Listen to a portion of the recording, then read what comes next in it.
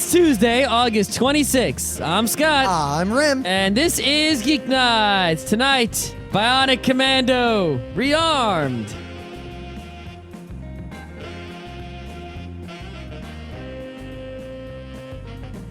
Let's do this. All right, this is it. This weekend, Friday, Saturday, Sunday, we're actually going to be at PAX in Seattle. Oh my gosh. Oh my gosh, we are not the shit talkers. Yeah, I mean, about a year ago, we're like, yeah, we're going to go to PAX. And then we, on the air, kind of forced ourselves to commit to it. I mean, I think you were like, yeah, we'll probably go. And you're like, no, we're going. I was like, yeah, we're definitely going. It's because of our ultimate strategy of if we're not sure we're going to actually do something. Say we'll do it and then not, but then... no, we say it, vaguely, like, maybe we'll do this. We will almost... I'm not going to make a promise of when, but this will happen at some point in the future. We will almost probably most definitely kind of sort of go to PAX But someday. we said we were definitely going to go to PAX, and we definitely are. Unless something happens, like, something crazy. I don't know, planes exploding. We're going to be in Seattle pretty much Friday, Saturday, Sunday, Monday. So we've already talked to some listeners. One awesome listener is actually going to pick us up at the airport. If they fail, we'll just take a cab. It's all right. Yeah, rent a car or something. I don't think we need to rent a car. It's not that far. Might be useful to get around the town. I think we'll just walk. I could foresee us renting a car on Sunday or Monday to go around and do stuff because Seattle is not known for its mass transit, at least not compared to New York City. Anyway, the point is we're going to be there. We're doing one awesome panel on Saturday at, 6:30? Yeah, at exactly 6 o'clock p.m. on Saturday, August 30th in the Satellite Theater Room 307. I believe that is the Wolfman Theater. I like how they give names to their rooms there, the Wolfman Theater. Scott and I will be performing, once again, second time ever, Beyond Dungeons & Dragons, which Dungeons & Dragons, the reprise. I believe it's pronounced reprise. What I always mess it up. I was thinking reprise and I said reprise, thinking I'd be whatever. Yeah, but anyway, the important thing is, of all the panels we've done at conventions, and they're like 30 or 40 on the list right now, Beyond Dungeons & Dragons is I would say the best one we've ever done. It might be. When we gave that panel, the audience was pretty rocking and we were pretty rocking, and it felt real good doing that panel. It did, and I think part of it was that we didn't let the audience talk, and two, we actually put a little bit of thought into this one. We put thought into some of the other panels. Yeah, we did, but there's a difference between here is a whole bunch of stuff from a manga and we're going to talk about it versus giving a semi-academic lecture. Yeah, and the other thing is that it's something we're really super passionate about and also, doubly knowledgeable. Wait, passionate, but I thought Gekiga was all about passion. We are. I'm passionate about the Gekiga, but I'm only half as knowledgeable about the Gekiga as some other people that are. is one thing. I mean, we know a lot about, the Gekiga. Like, we do a lot of anime panels. Yeah, it's like we know more about that stuff than the average person, but there are people who know way more than us. Way more. And those people need to do more panels, I guess. They do. Granted, Otakon had a lot, but this is neither here nor there. What is there is this weekend, Saturday, August 30th, 6 p.m., Satellite Theater Room 307, Wolfman. Yep. In addition to that, if you are going to PAX and you want a Geeknights t-shirt, right, we will not have a table or anything there. So, and we won't have any way to bring stuff with us, a lot of stuff, because we're on an airplane. We can only bring so much. So if you want a t-shirt, a Geeknights t-shirt, it's $14, well, $15. It is standard t-shirts, small, medium, large, extra large. How could you make a mistake like that? 14, no, 15. $15, yeah, sorry. They're regular, unisex t-shirts. They are Anvil blends. Yeah. They're very nice. We have sizes small through extra large. That's it. We don't have XXL or XS or anything like that. And certain sizes might run out.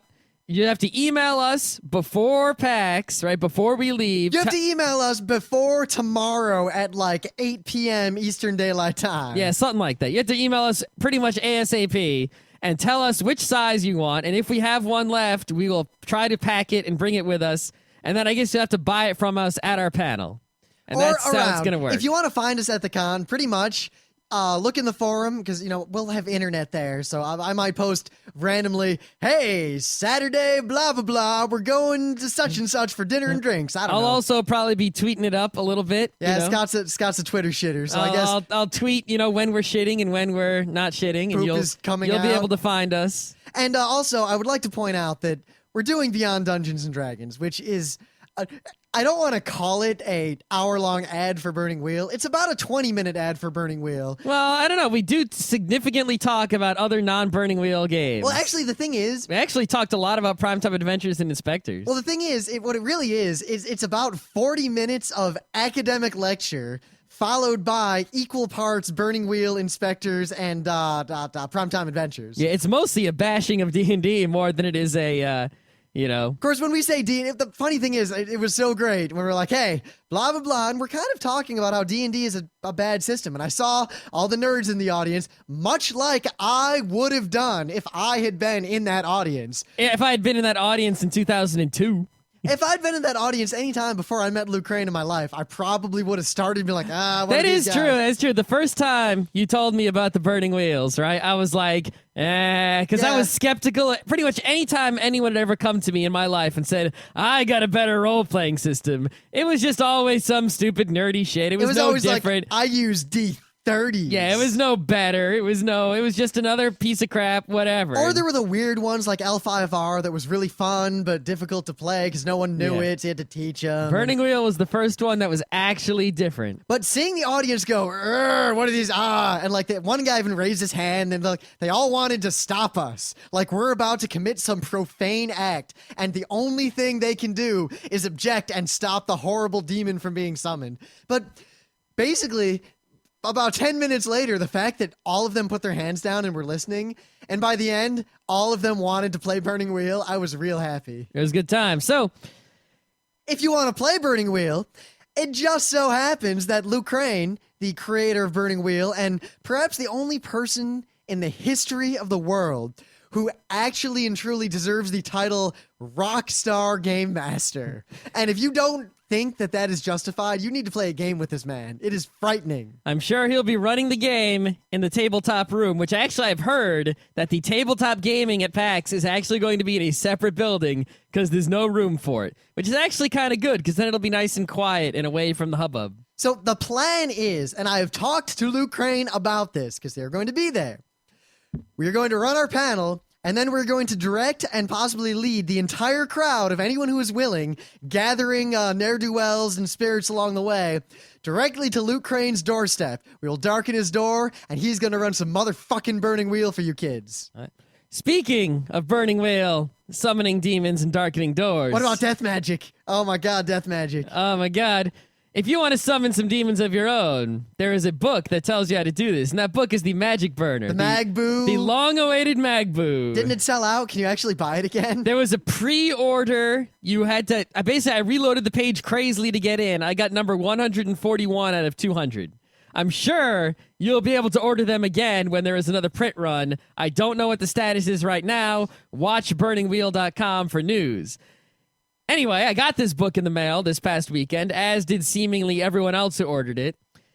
It is well worth all of your monies. It's one of, that's the thing about Burning Wheel that is really amazing. I mean, I've had the same experience reading joke games. Like reading the rule book to Human Occupied Landfill is really funny, and I really enjoy it. Playing the game is not fun or possible, really. But reading, anytime I read a Burning Wheel book, I'll laugh at something that I didn't notice before, and I'll have some sort of insight into what it is to roleplay.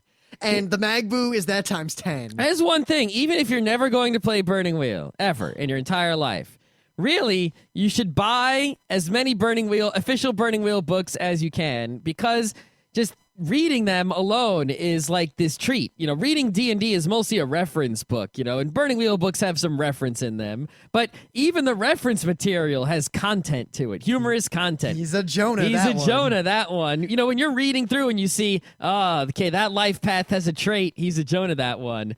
That's funny stuff. There's funny stuff going on, and basically, here's the deal with the Magic Burner. I'm not going to review the whole book, but let me sum it up for you, right? The original Burning Wheel had rules for magic, but the rules for magic were not super fleshed out. They were just sort of baseline, and they applied equally to all kinds of magic, right? The magic burner splits it up into all the different kinds of magic, right? Art magic, necromancy, which is death art, just setting people on fire, that sort, magic items, everything is split up, all right? Religion magic, nature magic, like druid stuff. And what it's done is it didn't actually it introduced some, but not many new mechanics. Mostly what this book does is show you how to use the existing burning wheel mechanics, right, to get these magic systems, as many of them or as little of them, to work in your game as you want. And you can sort of choose, how you want the different magics to work. They're like, hey, if it's not like D&D where it's this spell does this. It's more like, well, if you want a world, where there's only some gifted people who have magic, do this. If you want a world where everyone uses magic to sort of, fix all the broken stuff in their house, do this. And basically, to sum up the rules in the book, this is the summary of the book.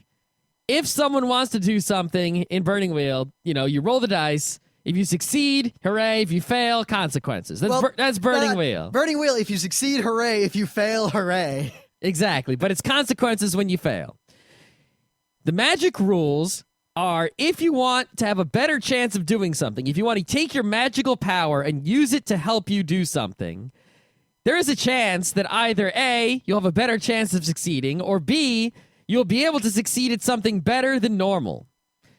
If you do succeed with magic aid, you will succeed, but there's a price to pay for that magical power. But if you fail when using magic, the consequences are doubly horrible. Oh, they're horrible because you failed at magic. Good God. You'll blow shit up or kill people or who knows what's going to happen. But usually when you fail epically with magic, there is some slight benefit that comes out of it somewhere. Like, oh, you died, your soul is damned for eternity along with all your family, everyone you've ever met.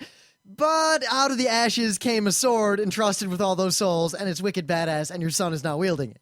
Yeah, there's all sorts of stuff like that. And, it applies to every realm of magic. There's just different rules. My favorite stuff in the book are sort of the alternate consequences kind of stuff. It's like, well, remember how if someone rolled circles, and they fail, there's the enmity clause. Well, if they're corrupt, there's rules for corruption in the book, right? When you're like a nasty old ugly wizard with eyes falling out, you're corrupt, right?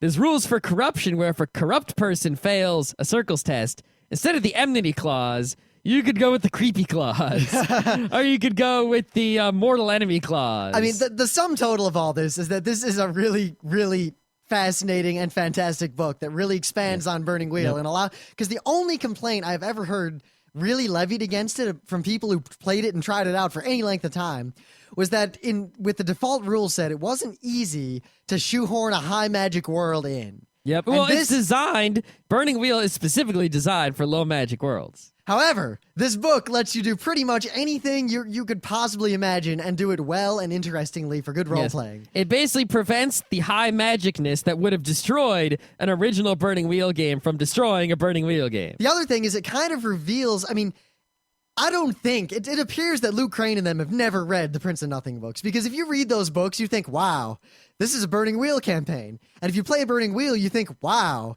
this is the Prince of Nothing. And yet, no, they're not related at all. He bases magic on something completely different. Yeah, if you look in the book, they make lots of references to fantasy novels all the time. And in the Magic Burner, they're mostly referencing, Earthsea and such. And, Earthsea by Ursula K. Le Guin is awesome, and it has a great magic system, and basing it on that totally fits. But they don't mention Prince of Nothing at all, which tells me they haven't read it. I'd really be curious to see. I feel like I should just bring him a copy of the first book and just leave it on his desk or table or wherever he's going to be at the con. Just bring the 3 volumes and give them to him. Do whatever you want. On the plane with all the other crap I got to carry and all those T-shirts we're probably going to have to be lug in. We could probably buy it at a bookstore in Seattle. That's not a bad idea. Anyway, the best part about the Magic Burner is the beginning. There's an essay by Tor Olavsrud, who is sort of like Luke's right-hand man. We interviewed him, right? He was on that interview. Yeah, him show. and Luke are. Yeah. If you guys, you're curious, you're new to Geeknights, which I hope you are. A lot of people probably met us at PAX and, what's this Geeknights thing? We interviewed Luke Crane a long time ago at UberCon. That was actually a great interview. Yeah, I'll put a link to it. It was really fun. Basically, Scott did it while I sat there fiddling with knobs. That was back when we were kind of shall we say, amateurs at this whole radio business. And we did a lot better than some of the stuff we've done recently. Oh my God. But yeah, that interview, Tor was there, and Tor wrote this essay about magic in fantasy worlds and how it plays into the story and the different kinds of magic users and the archetypes, and it's really fascinating, and it helped me learn a lot about, my role playing as well as, the use of magic in fantasy worlds. It's great. So speaking of all that, on Slashshot, here's the headline: Wizards of the Coast. Wizards of the Coast declares Gleemax site a critical failure. Now, Gleemax? Thus I wondered. Gleemax. So I went, I was like, all right, Gleemax.com. I'm presented with one of the ugliest websites I've ever seen. Okay. Scott can see it from uglier across the than room. Craigslist? It's pretty. I would rather be at Craigslist because Craigslist sacrifices form for function. Uh-huh. This does not. It sacrifices everything for nothing. For naught, I say. Wow. All right, there's a weekly poll on the right. Medusa has first picked snakes. What will you choose for your supernatural hair? Oh, man, what are the choices? Mongoose. Clever for choosing mongoose as opposed to mongooses. Yep. Squid tentacles. Scorpion tails. Venus flytraps. Lobster claws. Ooh. Semprini. Semprini. No, Semprini's not there. Lobster claws. What do you pick? I'm going to pick mongoose and see what happens. No. It's all about the mongoose.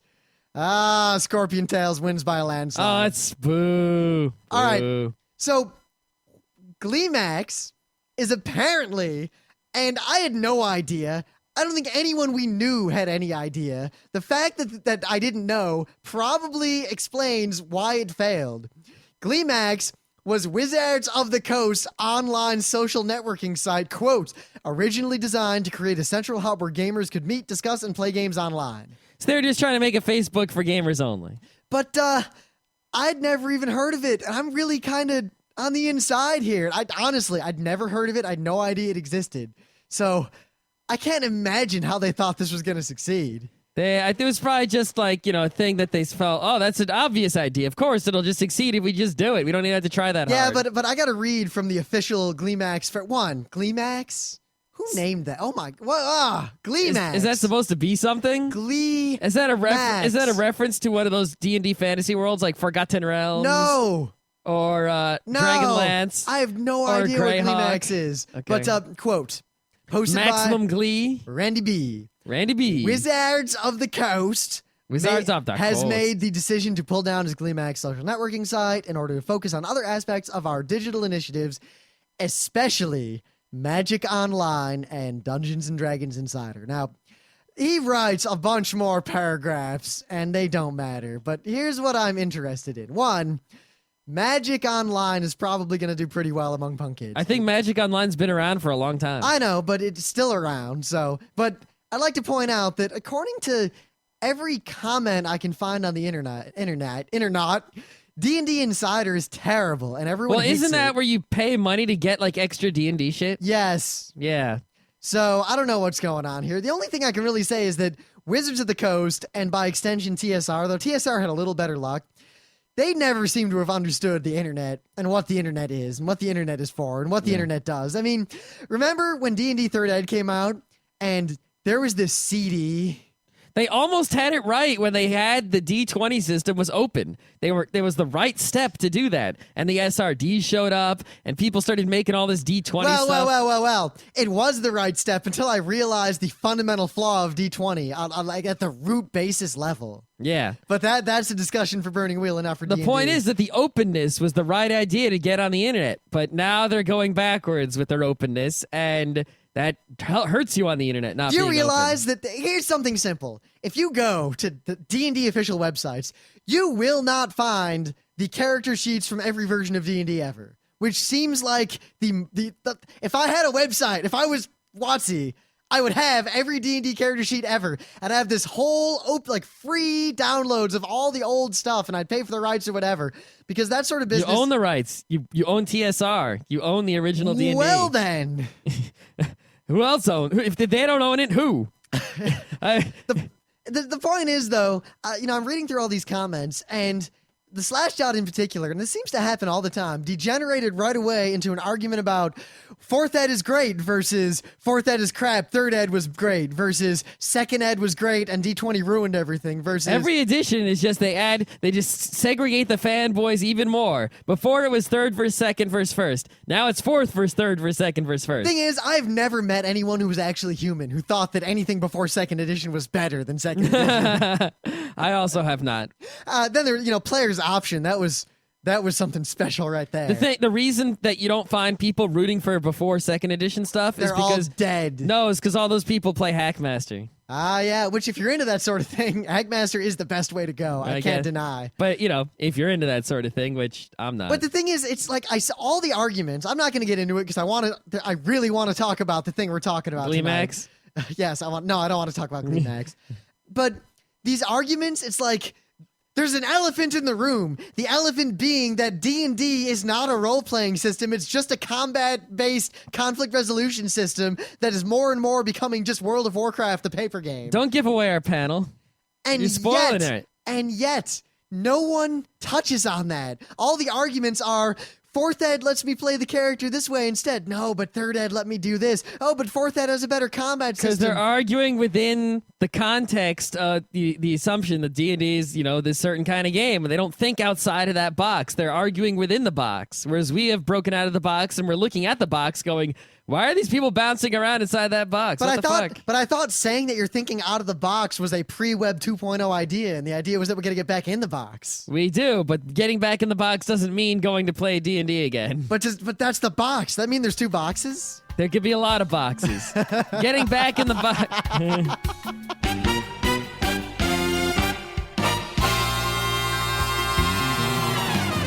Anyway, things of the day. In case anyone has not played the original game or seen it, I must make my thing of the day. The end of Bionic Commando. The real Bionic Commander. Hitler no Fukatsu. Hitler no Fukatsu. Top secret. That's all I got. Master D, the first time I ever saw swearing in a NES game. Oh, man. A guy explodes, and also one of the most innovative and best platformers ever made since Mario. Yep. That's all I got to say about it. It's the end of Bionic Commando. It's great. So basically you're saying, hey, people, don't play the game. Watch the end. Well, That's my thing of the day. The thing is, if you watch this video, the guy plays the exact same way I do. Like, he beats the I guess the second to last boss, the same trick I always used. And even better, he does the same kind of crap I do. When he's waiting for stuff to explode, he's running around shooting stuff all over the place and just kind of... That's the NS way. The natural selection method. That All is. right. We need a term for that. Maybe jumping on the cheese. Anyway, my thing of the day is a Flash game called Fantastic Contraption. I think it's pretty old, but me and my coworker discovered it pretty recently. And the way this game works is it's a physics game, right? And you have a little screen, and on the screen there's some objects, some pink objects, maybe one or more, and there is a pink goal area. And then there is a blue machining area, and you can build a machine in the blue area. And then when you're ready, you start that machine. And the goal is to get the machine to somehow move the objects into the goal area. Now, the objects must be 100% within the goal area, right? And if there are multiple goal objects, all of them have to be 100% in the goal area at the same time. So, and then you win. So basically, you have like 20-something maps, and you're trying to find design machines to solve all of them. The great thing about this game is that there are multiple solutions to any map. I mean, you can make a vehicle, but some maps a vehicle doesn't work.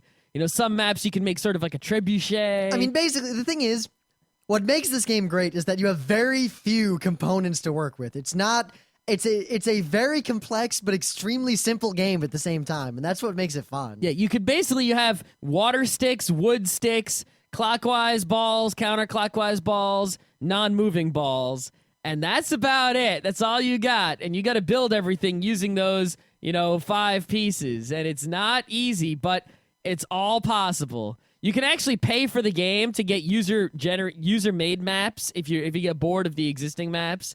But the best thing about this game is looking, after you beat a map, looking at how everyone else solved it and all the really creative, crazy solutions out there. There are some crazy machines on YouTube. It's just really fascinating. And I think that when people talk about user-generated content in video games, they keep getting it wrong. And I think this is what user-generated content is, where the playing of the game is the generating of the content.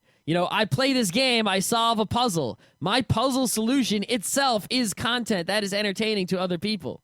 That is the way to go. Games like, Line Rider. You play the game, you draw this line. Now the line you drew becomes content. That is where user-generated content in games has to go. And I can't wait to see other games that do the same sort of thing. But much like when we talked about Portal, and we could not help but talk about Portal, as it was possibly the most perfect release of any video game in the history of video games, here we are, having just finished, well, not finished, but having beaten enough to talk about Bionic Commando Rearmed. Yeah, I mean, we talked about this last week or 2 weeks ago or something, whatever. But that was, unplayed. We watched that trailer, and we talked about how excited we were. And I was downloading it during the show, if I remember. Well, it hasn't been that long, and this game was like this was the most fun I've had playing a game since Portal. Yeah, definitely. I have to agree 100%. Bionic Commando Rearmed is like the game. If you buy any video game this year so far, buy Portal. And if you've was already Portal bought this year? I don't even know. I don't even know. Not. I don't remember. But I don't think so. Whether it was or not, right? Bionic Commando Rearmed is either the best or second best game of the year. Now, the thing is, Bionic Commando Rearmed, right, is just a remake of the original Bionic Commando. However, it's that the does same not game. Well, that does and does not do it justice. If you have played the original Bionic Commando, then saying that is all that needs to be said, because Bionic Commando is probably the game was the game most in needing of a sequel on a modern console since Kid Icarus. Absolutely. Oh, Kid Icarus, good God. Yeah. The thing is, Kid Icarus was a fun game, but it was frustrating and not that good of a game. Yeah. Well, I mean, I talked about how Capcom is coming through, reviving all the old games, right? In a good way. They got the Mega Man 9 coming, right? Street Fighter 4 is in the Chinatown arcade. Holy shit. Right? And Bionic Commando Rearmed. I mean, if any game was ever so true to the original content and yet at the same time took advantage of modern technology to make a better game, it fixed everything, what little there was to say badly about the original Bionic Commando.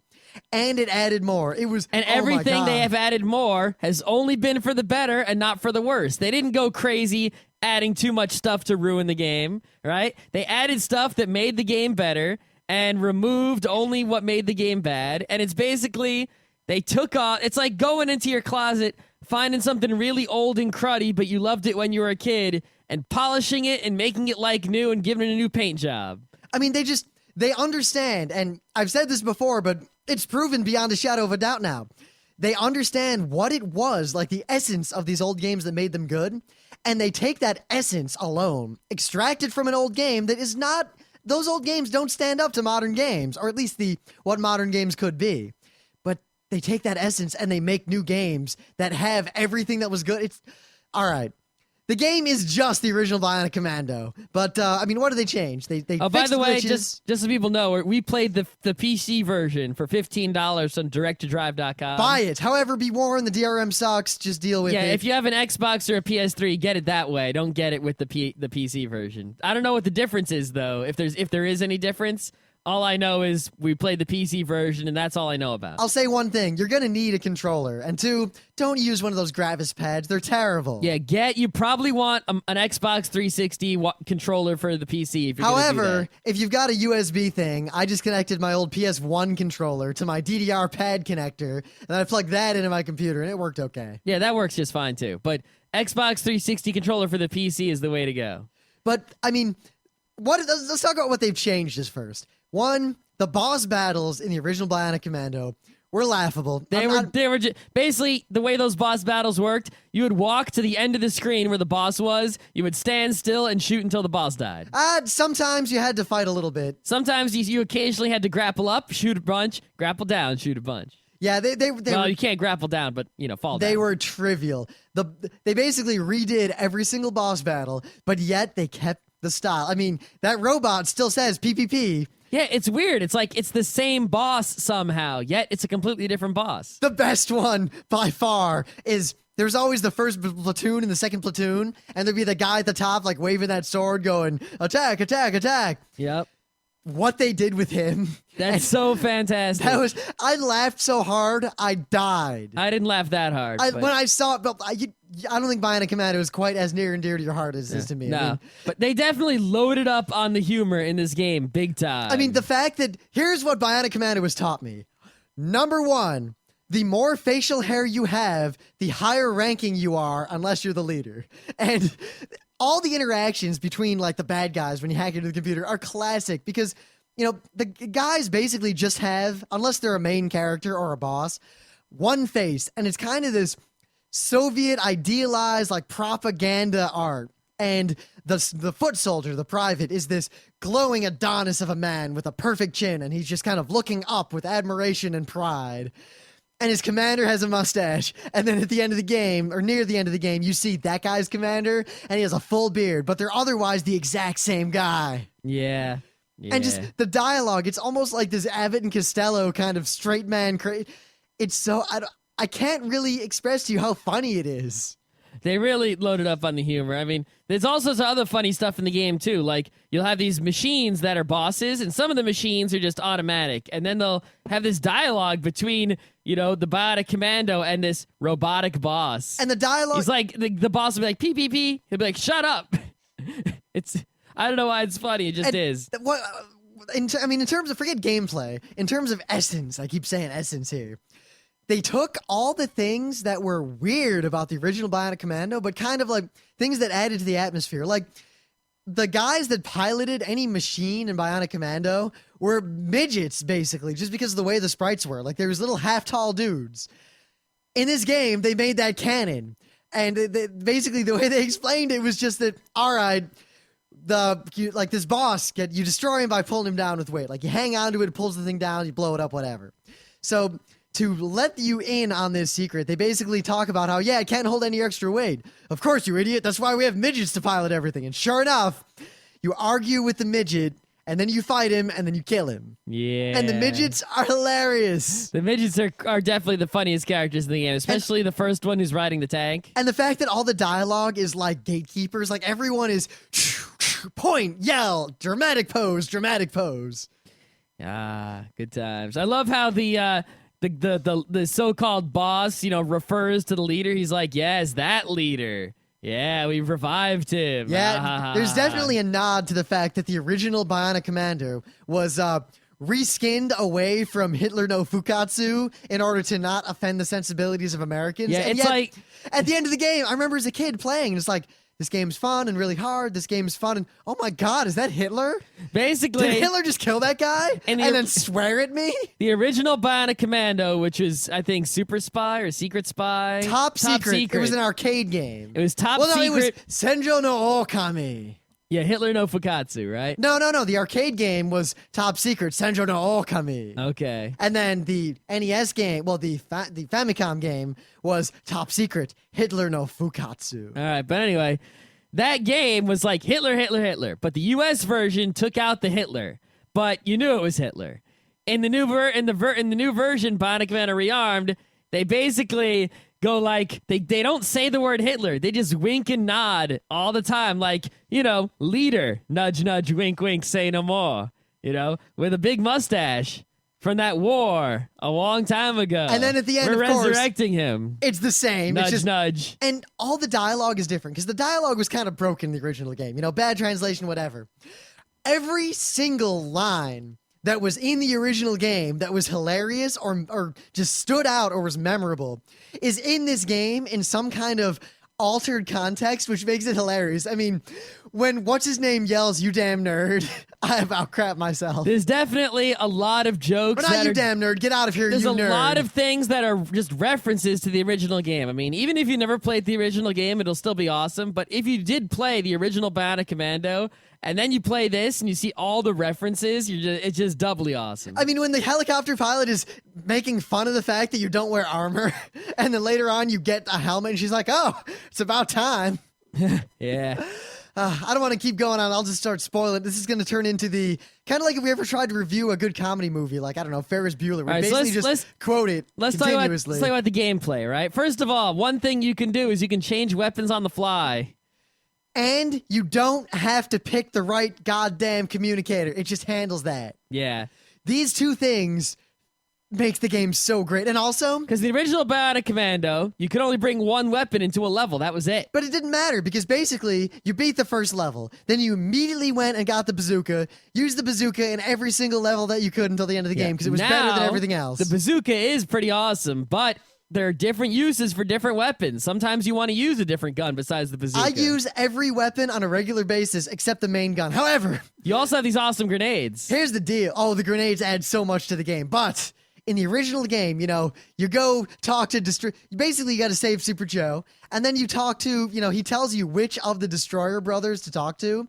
And the game, you know, tried to be all cool, like you have to get the code and then talk to the right Destroyer brother. It doesn't work, but if you just knew which guy to talk to, you could get Super Joe's gun. And it sucked ass, and you didn't use it.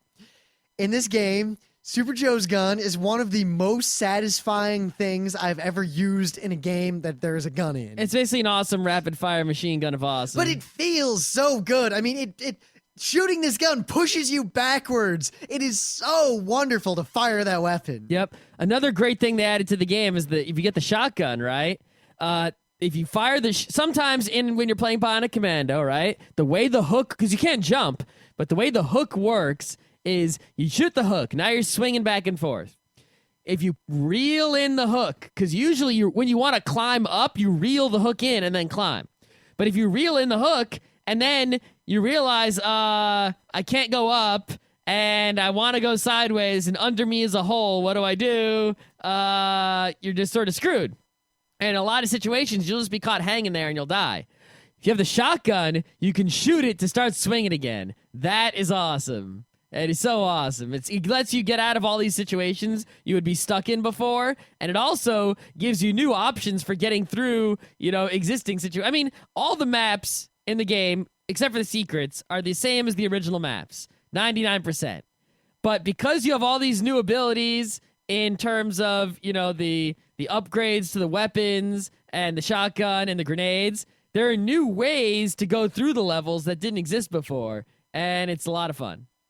And you know, let's talk. I mean, in terms of just raw gameplay and what the game is like to play, it is difficult. But unlike a lot of games that I see lately, this game has a really good difficulty curve. I mean, Scott played through it on easy first, and I played through it on medium. Easy is a joke, basically. But I played through it on medium because I can beat Bionic Commando in about 5 minutes longer than it takes for a speed run. I mean, I played that game a lot as a kid. Yeah. But the original NES one. Playing it on medium is the perfect, like if you were good at Bionic Commando, playing it on medium is absolutely perfect. It's the exact right difficulty level. It ramps it up beautifully. Yeah, and on easy, you're missing a lot of the game. I mean, there are basically bosses that die in one bazooka shot, but normal... Scott was watching me playing medium. I'm fighting like the big front-end loader, like that giant thing, the siege cannon thing. Yep. And he's watching me, and I blow up the tread.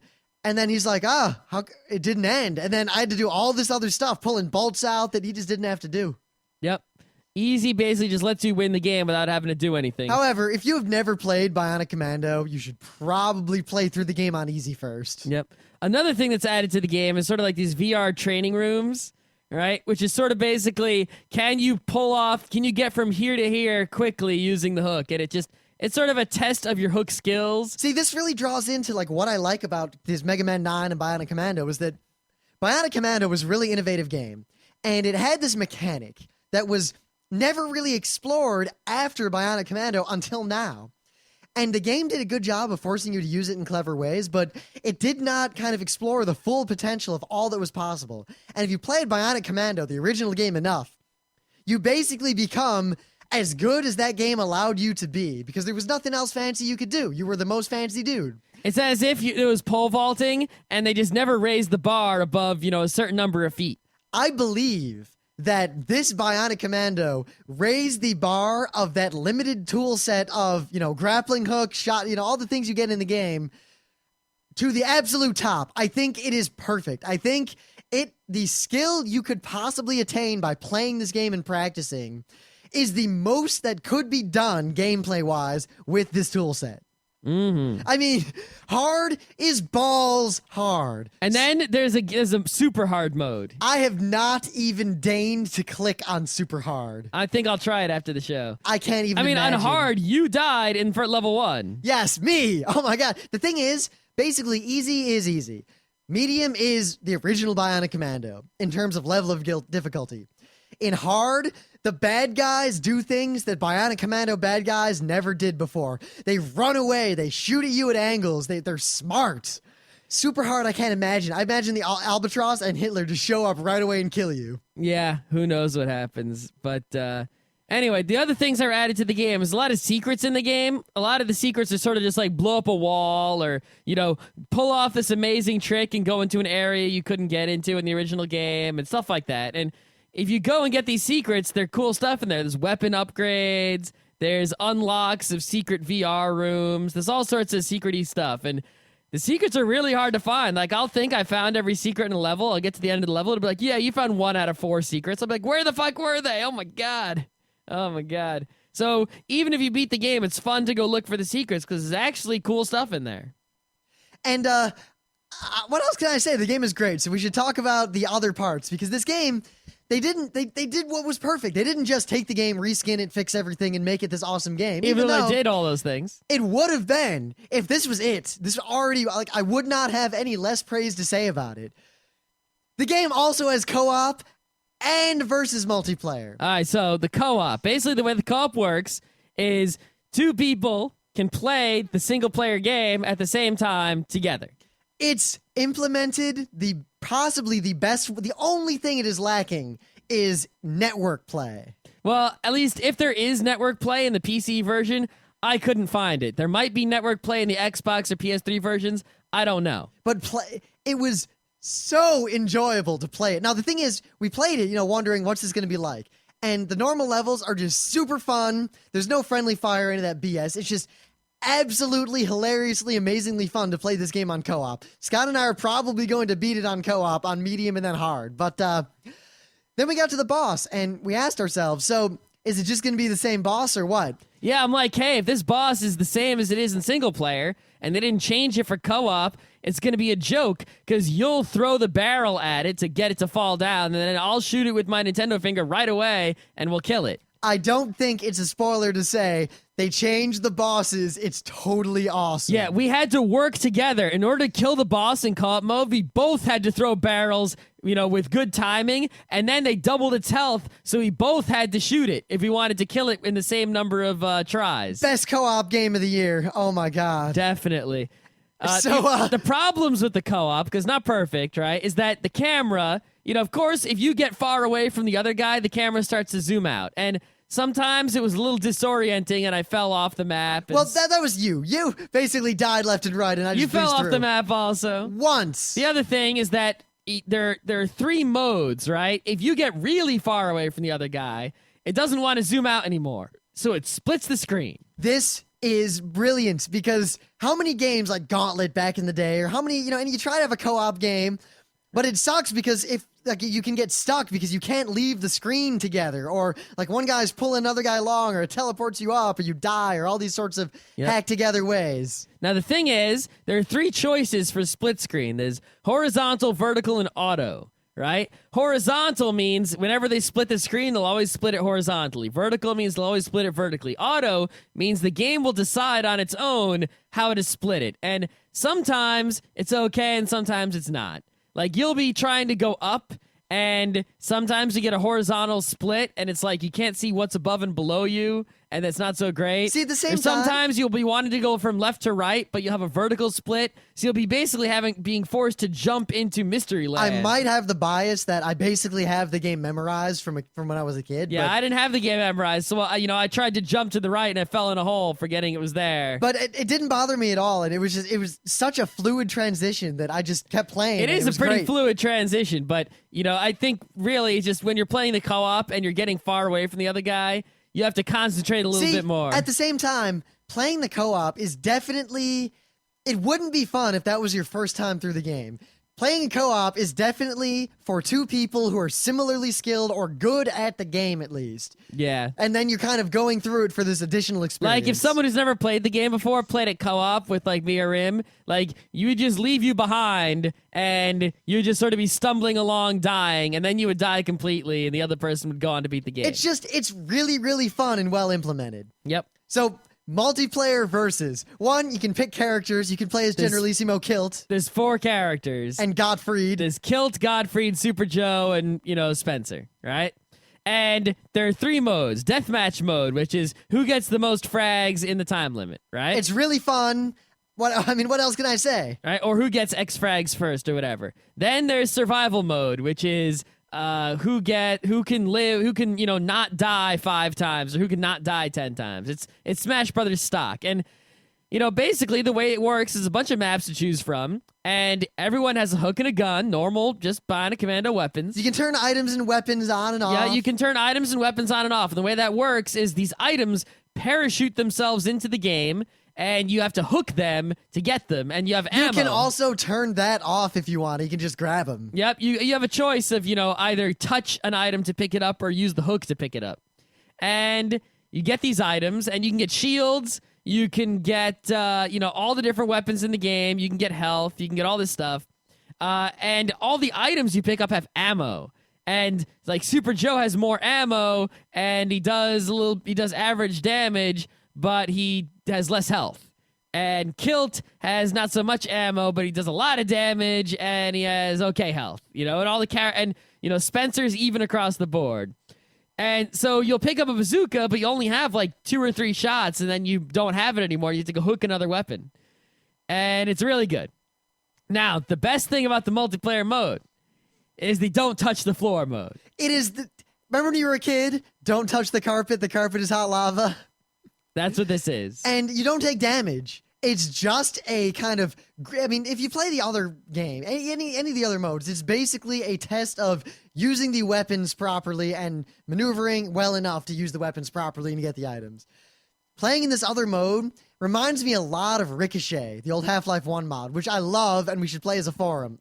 We've played it. I was playing it a few weeks ago. I know, we got to play it some more because that game is great. It is great. It's a lot like that. It's really, really fun. It's all about grappling skill and posturing and rhythm, and I can't imagine how great that'll be with 4 people. Basically, the way it works is everyone has the regular gun, everyone has a grappling hook. And grenades, and you just shoot at each other and try to knock each other back and make the other guy touch the ground while not touching the ground. No one actually takes damage. You're just trying to get I already said that. You're just trying to get the other guy to fall off the map. I already said that too. So it's kind of like Smash Brothers. It is. It's real fun. The only problem is, well, it wasn't really a problem because the game got into a stalemate for a little while, but you eventually get bored, then it doesn't stalemate, and I don't think it can stalemate if you have more than 2 players. Right, we had 2 people, so what happened is me and Rim were facing each other, right? And it's pretty much shoot, shoot, shoot, and then you can use your hook to block shots. So you're using the hook to block all the shots. Everyone was shooting and blocking everything. Of course, then I just kind of swung around and started fighting again. And right. I discovered there is a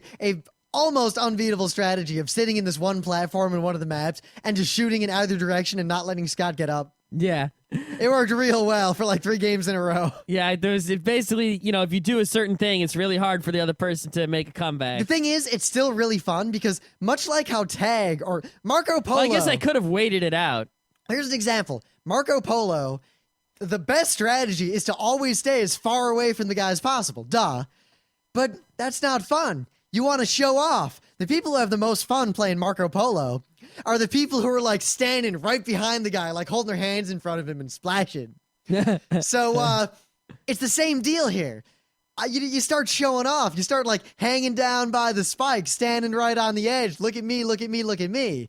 And that makes the game great. And then if you play with, I don't know, 3 or 4 people, oh my God, this will never get old. We've never played it with more than 2 people because we only played it once today, and that was it. But I can imagine with 3 or 4 people, that multiplayer's got to be some hot shit. This was just seriously the best game I've played since Portal, and I can't even pretend to be exaggerating. And it's so cheap. It's $15 for the PC. I think it's $10 in the Xbox. At least that's what I heard. $15. Yeah. 15. Isn't that weird? Portal was also this great game. Didn't Portal on its own cost like $20 or something like that? I don't know. Portal was a better game. But I'm saying is that, look at this. The hit games, the big games now, $20, $15. It's just the production values are so high. I mean, usually when I pay $15 for a game, I expect something not so great. Or at least I expect something great that is not polished or not professional looking. This game is so great. And also, you know, I hate to, it's not a charity. Don't buy games just to support the gaming industry or whatever. But if more people buy this game, they might make more games like this. Well, and this game is great. They're making a 3D next-gen Bionic Commando. And I'm 50-50 on that. I don't know what to think about it. I've watched all the trailers. I heard that the controls are really bad. That's what I heard. From who? Someone who played it. Yeah. On Kotaku. We'll see. Because I watched all the trailers, and it didn't look like it was necessarily bad, and it could be good, and they've got great voice actors and a lot of talent lined up. I'm 50-50, but it has potential, and I will buy it and try it. For what? Well, I'll probably play it on someone else's Xbox. Uh-huh. All right. I gotta try it. It's Bionic Commando. Yeah, I don't know. Is that going to come out for the PC or not? It's a good question. I might just buy an Xbox. It's getting to that point. Well, I was going to wait till we get an HD TV and then get an Xbox 4. But we gotta buy a house first to put the HD TV in. Sorry, Xbox 3, because the Xbox 360 is actually the Xbox 2. Oh. All right, so we have to buy a house, then we have to buy an HD TV to put in that house, and then I will buy an Xbox. Yep. And then Bionic Commando. Yep.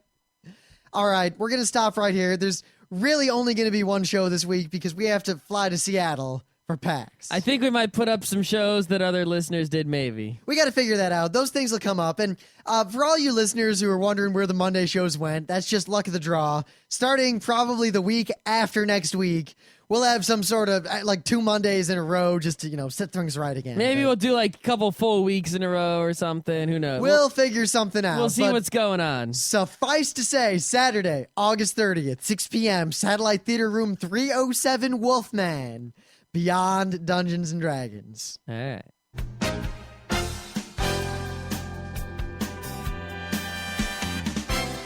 This has been Geeknights with Rim and Scott. Special thanks to DJ Pretzel for the opening music. Be sure to visit our website at www.frontrowcrew.com, where you'll find show notes, links, our awesome forum, a link to our Frapper map, and links to all the RSS feeds.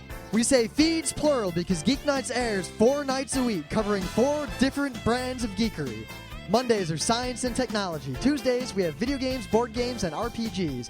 Wednesdays are anime, manga, comic nights. And Thursdays are the catch-alls for various rants and tomfoolery.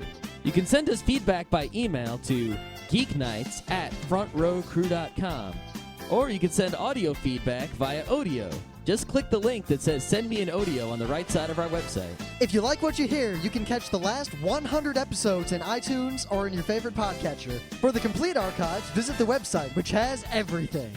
Geeknights is distributed under a Creative Commons Attribution Non-Commercial Share-alike 2.5 license. This means you can do whatever you want with it as long as you give us credit, don't make money, and share it in kind. Geeknights is recorded live with no studio and no audience. But unlike those other late shows, it's actually recorded at night.